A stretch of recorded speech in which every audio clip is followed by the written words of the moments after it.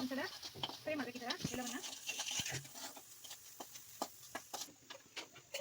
ನೋಡಿ ಈ ಥರ ಒಂದು 5 ನಿಮಿಷ, ನೋಡಿ ಈ ಥರ ಒಂದು 5 ನಿಮಿಷ ಎಣ್ಣೆಯಲ್ಲೇ ಫ್ರೈ ಮಾಡಬೇಕು.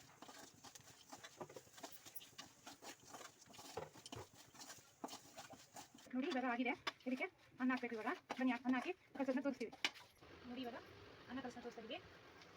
ಮೊದಲಿಗೆ ಅನ್ನ ಹಾಕೊಂಡಿದ್ವಿ, ಅದ್ರ ಮೇಲೆ ಒಗ್ಗರಣೆ ಕೊತ್ತಂಬರಿ ಹಾಕೊಬೇಕು, ನಿಂಬೆ ಹಾಕೊಬೇಕು,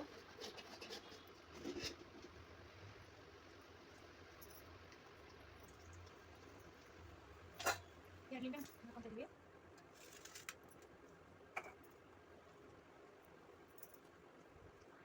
ನೋಡಿ ಇವಾಗ ನಿಂಬೆಹಣ್ಣನ್ನ ಹಾಕಿದೀವಿ. ಈ ರೀತಿ ಮಿಕ್ಸ್ ಮಾಡಬೇಕು. ಕಲಸಿರೋದಾಗಿದೆ. ನೋಡಿ ಇವಾಗ ಬೆಳ್ಳುಳ್ಳಿ ಚಿತ್ರಾನ್ನ ರೆಡಿಯಾಗಿದೆ.